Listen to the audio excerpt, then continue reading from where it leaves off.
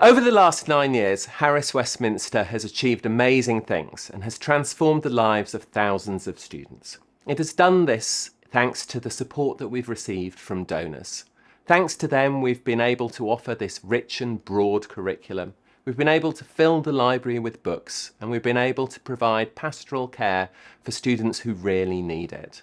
One of the wonderful things about our school is that students from all across London, all walks of life, all cultural backgrounds, come here in this melting pot where they've got this same aspiration. They want to go to the top university or to get a top degree apprenticeship or to go into a career, and they all push each other on because they all have the same ambitions. The purpose of our school is mainly to provide this top level education to students from disadvantaged backgrounds, and a huge barrier to getting to the school for those students are things like commuting, paying for food, and while we get a small amount of government funding to cover some of that, it doesn't go anywhere near as far as it needs to. I'm currently studying A-levels in English, history, philosophy and maths, and I intend to go to Oxford and study PPE, which is politics, philosophy and economics, and then later complete a conversion course into a law degree to later qualify as a lawyer. And I hopefully intend to specialise in human rights and criminal justice. Every student, no matter where they come from, deserves the opportunity for a good education. To have Harris Westminster here in its location, providing this sort of support to students, and just being there and providing advice and guidance, I think that is absolutely fantastic. We will continue to need support of donors to enable us to provide 4 A-levels, to provide cultural perspectives and to provide counselling support and advice for students who are struggling at home and don't have that cushion of support that they need.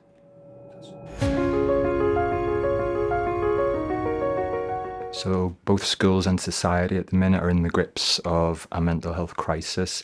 1 in 6 5 to 16-year-olds have a probable mental health disorder, and that increases to 1 in 4 at ages 17 to 19. That's something we see in all of our schools, and it's something we're really keen to support centrally. Our schools do an amazing job in their contexts. However, internal and external resources are really immensely stressed, and we want to help that as much as possible. Any additional support or funding we could use very quickly in 3 main ways. The first would be to build upon the fledgling work of a central mental health team. We would be able to appoint mental health practitioners who could work immediately with students in school with a caseload supporting our students most in need.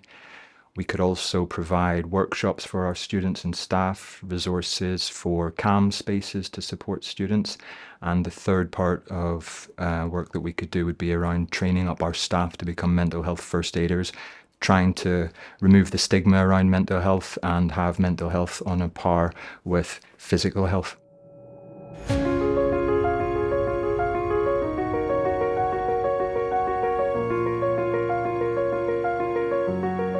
Mandarin has been one of those languages that has been the preserve of the elites in private schools and public schools.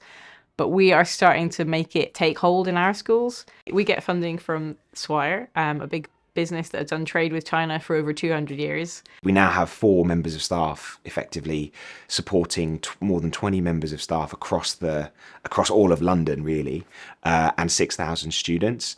And that resource is fantastic to have, but it's limited in the sense that the funding won't be there forever, and once it stops, we've got to try and ensure that all those students are going to continue to learn Chinese. Last year, our primary Beckenham pupils were the national champions of the Chinese Bridge primary competition. They worked really hard, and we were just so thrilled that they won and they beat a bilingual public school.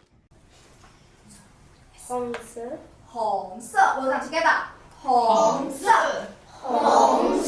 They're speaking Chinese, they're winning national competitions. So I feel like we're really breaking down barriers.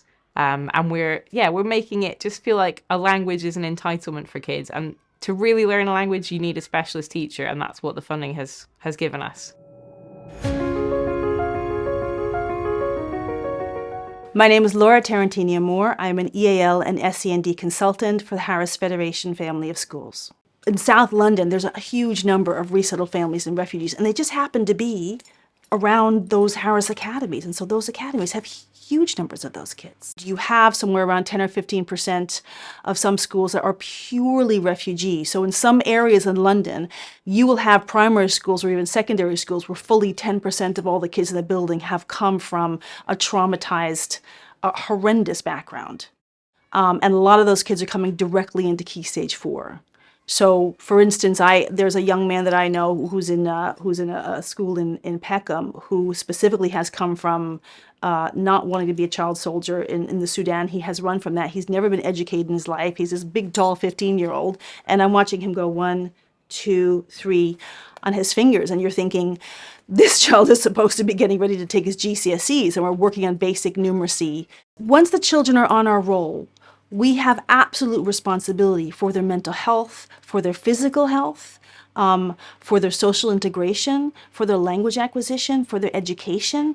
We're trying to equip these children to not just survive, but to thrive in a new environment, in a new society with a new language and new laws.